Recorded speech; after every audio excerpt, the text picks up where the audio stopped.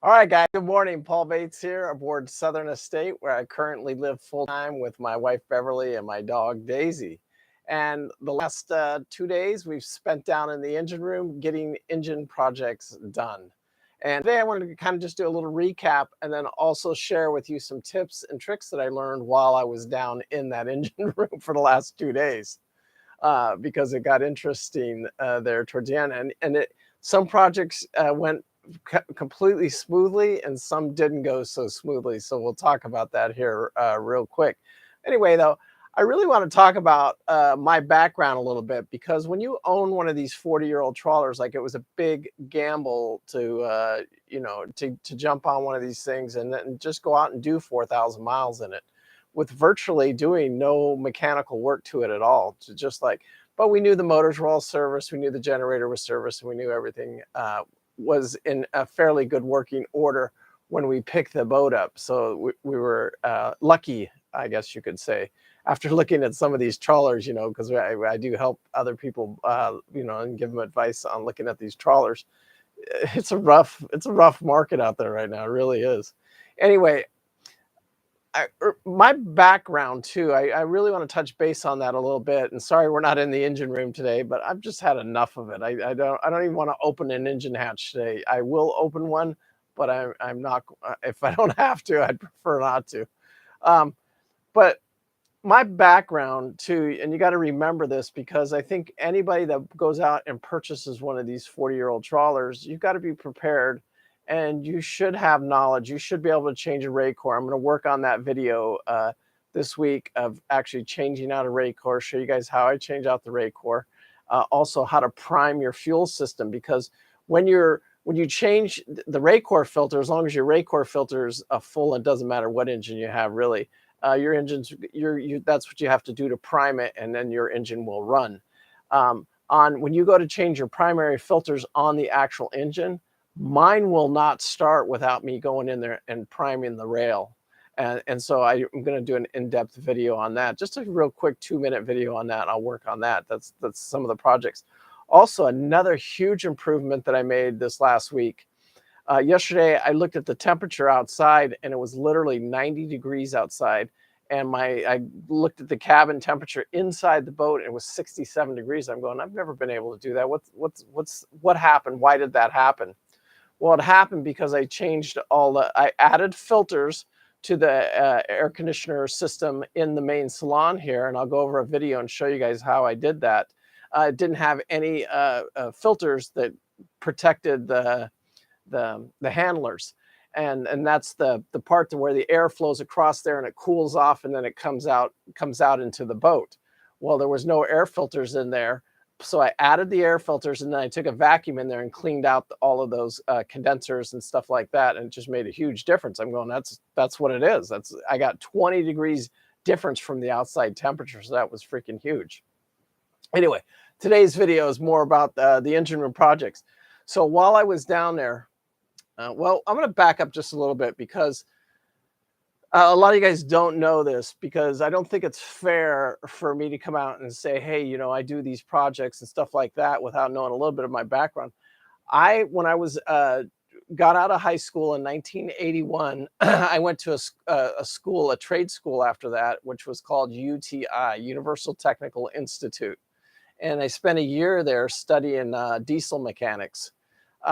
I never pursued the career. I probably did it for about, 2 or 3 years after I graduated from school, but I just didn't like it. I didn't like all the dirt under my fingernails. Sorry, man. I didn't like it. But what it does give me is the ability to go in there and change a Raycore. I'm even probably going to adjust the valves on one of my engines, because I feel like my port engine, yesterday I started the engines and ran them through all their tests. And I didn't like that. I could hear a valve tapping in the back of the engine right there. So I said, that's something I could do. I'll explore that when I get over to Homeport and we're there for a month. I'll put that on my list, is to adjust the valves on the 2 main engines. It's really not that big of a project. For me, it's not. For somebody else, there's no way. But you guys got to understand that I have that degree. It was actually, I even took the doctorate test and passed that. So, At one time I had a doctor's degree in diesel mechanics, so it's an unfair advantage, than some of you guys that have never even done any type of this work. And in my opinion, if you can't go in and change a Raycore, if you can't get in there and do your own oil change, that trying to buy one of these 40-year-old trawlers, may not be a perfect fit for you. You might want to look in a different direction and spend a little bit more money and something that, somebody else has to work on for you type thing. But then you're talking a lot more money. So anyway, I just wanted to share that with you because I don't think it's fair for anybody to see the skill level that I'm at, because also, what the field that I did go into is finished carpentry. So me and my twin brother, Pete Chief, you see him on the boat every once in a while. We owned a custom cabinet shop for almost 20 years. And then we've owned several handyman businesses and stuff like that. So, it's unfair to expect that out of everybody. So I just wanted to make that perfectly clear. When you see the skill level that I have, what I can do with a skill saw and a jigsaw is, not a lot of people can do it. I've learned that, and so has Pete. Anyway, let's move forward here. So in the engine room this week, a couple of new developments happened, and I just want to back up again because, this was a planned, scheduled maintenance thing on the boat. It's the first time I went in there and did all of the engines and did everything, all the maintenance on everything. Oh, the gears, the engines, the injector pumps, the generator, all of the filters, all of the oil, all of the fluids are changed. There's nothing got unchanged in anything. But while I was doing that, one of the reasons I was doing that is because when me and Bev pulled into this marina, I'm thinking there was an offending odor in the boat. And I'm like, this isn't right. Something's going on. I suspected maybe I had, maybe my batteries were gassing out, and I was smelling a little bit of that. So I went through, checked all that. That was not the problem. And then I thought, it could be a fuel leak. And that's like my worst case scenario. I'm like, I don't want it to be a fuel leak.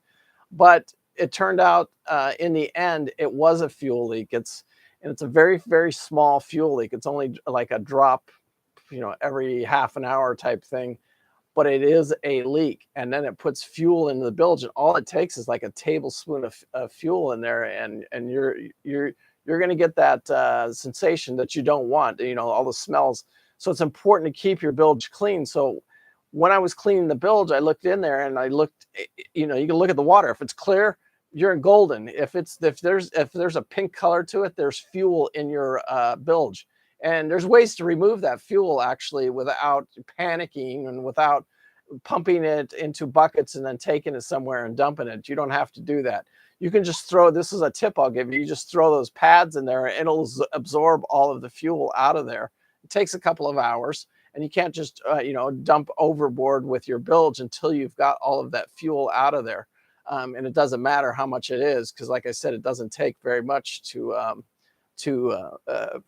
create a problem inside your bilge. So I looked in the bilge and I said, sure enough, man, because that was one of the projects yesterday. I went to clean it and I put 2 and 2 together. And my Raycore, I looked over there after I changed the one on the generator. There's just a small leak, and I spent probably 2 hours yesterday. It was painstaking. Another tip I want to share with you is just stay organized. Every time I set a tool down, especially down there, and you guys can see the spaces if you watch yesterday's videos, the spaces are tight down there. And so, you're twisting, turning.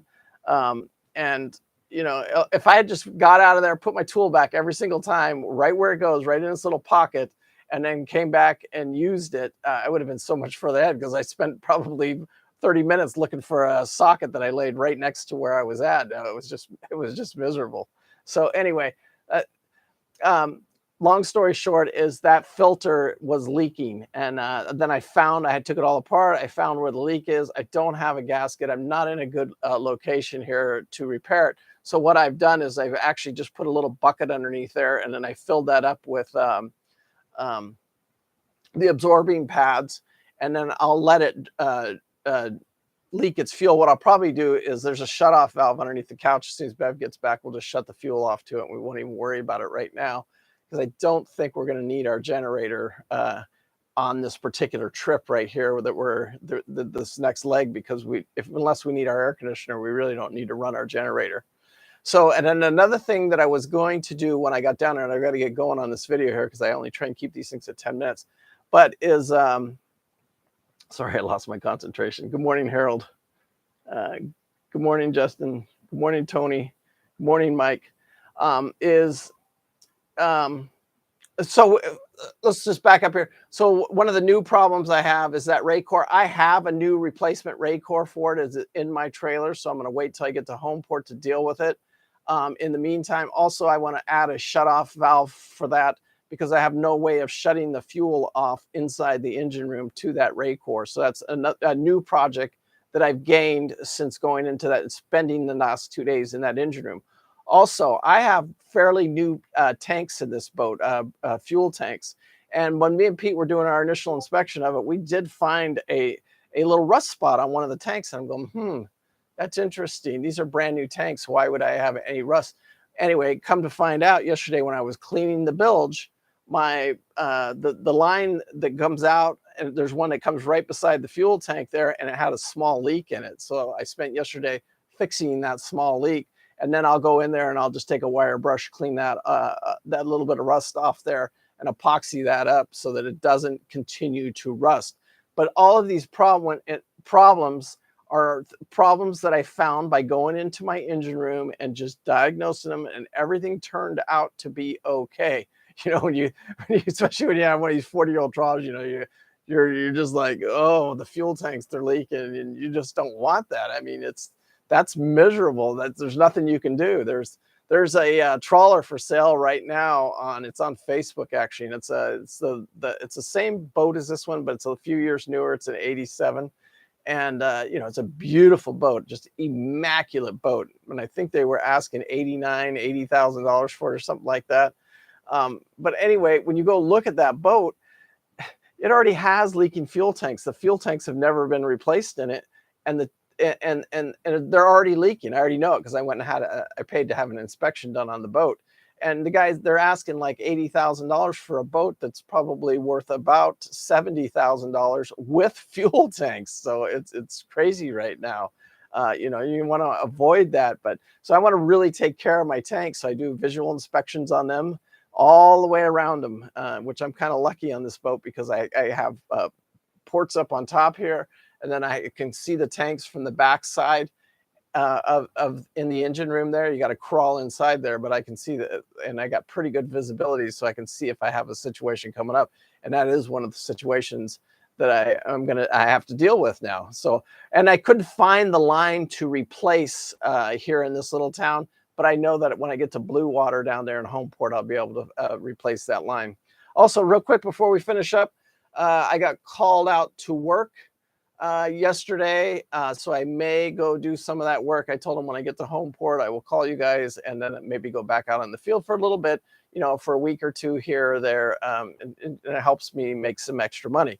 Also, some tips that I really want to share with you is the pads. You know, the pads that you saw me. I was with them all day. I should have a sample up here, but I didn't. Those pads make a huge difference. You've got to have those, and just there needs to be a couple of those just floating around your bilge. And the reason is because if you do get any fuel, any oil in there, those will absorb it out of the water. They won't absorb the water, but they'll absorb the fuel, and they'll absorb any oil out of your bilge. So, and we want to keep those smells down. So those pads are just as important to replace every once in a while, and keep an eye on them. Because I have 2 in the back and 2 in the center of the boat. And anytime I see any color on those, that when I open those hatches up, I want those to be pure white. That's what I want. Now, because I did all this service work on my engines, just the vibrations from the engines, and I wasn't perfect. When you pull that oil filter off, a little bit of oil will seep down the sides right there. And yeah, I have pads underneath there, and I wipe it up the best I can.